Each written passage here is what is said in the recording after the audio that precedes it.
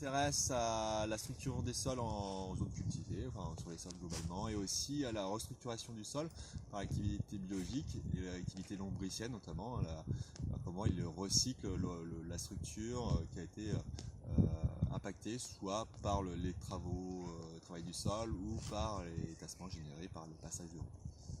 Donc là on a un profil sur du blé qui était implanté en semi-direct. Il y a eu un labour depuis 3 ans, donc sur un profil de ce type, on va essayer de remarquer tout ce qui est impact de tous les travaux du sol, de la surface, de la profondeur, et aussi remarquer donc les passages de roue. Alors ici on est plutôt sur un passage de roue, donc on voit du tassement, donc assez peu de racines, et aussi un couteau qui a du mal à rentrer dans la structure. Donc là on est typiquement dans une zone de passage, contrairement à une zone plus meuble. Ici le couteau s'enfonce assez facilement dedans, plus facilement en tout cas, et avec une implantation, une densité racinaire qui est un peu plus importante. À la base ici qu'on a dessiné, on a remarqué ce qu'on appelle la semelle de labour, une semelle de labour d'il y a 3 ans, qui est plus ou moins discontinue ici, mais qui peut être très continue dans certains cas. Mais ici en fait elle est relativement meuble et on s'appelle assez continue avec la surface du sol. C'est-à-dire il y a très peu d'obstacles de cette semelle de labour à la pénétration racinaire vers le sol. Donc ça c'est intéressant. Donc, on n'a pas une semelle de labour impactante et limitante pour les racines de la plante.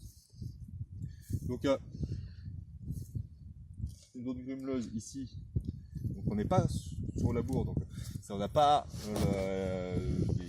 un sol grumeleux comme sous labour, donc très aéré, mais on a quand même une structure très aérée avec beaucoup de racines et voilà, quelque chose qui est avec des petites mottes, des petits agrégats, des choses intéressantes.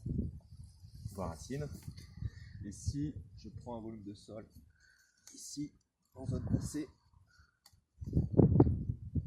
on va avoir plutôt des choses avec des angles. Encore ici c'est pas trop tassé, hein. Avec des angles, avec des petites mottes qui restent, avec des choses qui sont plates. Donc voilà, donc ça c'est des zones de tassement classiques, mais bon, c'est pas un tassement qui est trop sévère.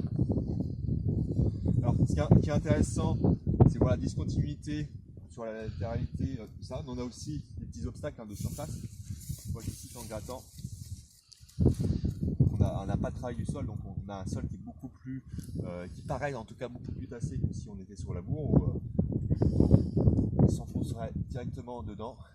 Ici on a un obstacle, on a une porosité qui est totalement différente, beaucoup plus réduite en termes de volume qu'en labour, mais on a une porosité qui est largement suffisante pour les racines du blé ici, puisque là, on a semé, ça a semé à quelques centimètres de profondeur, donc en fait la racine il n'y a pas d'obstacle à sa pénétration.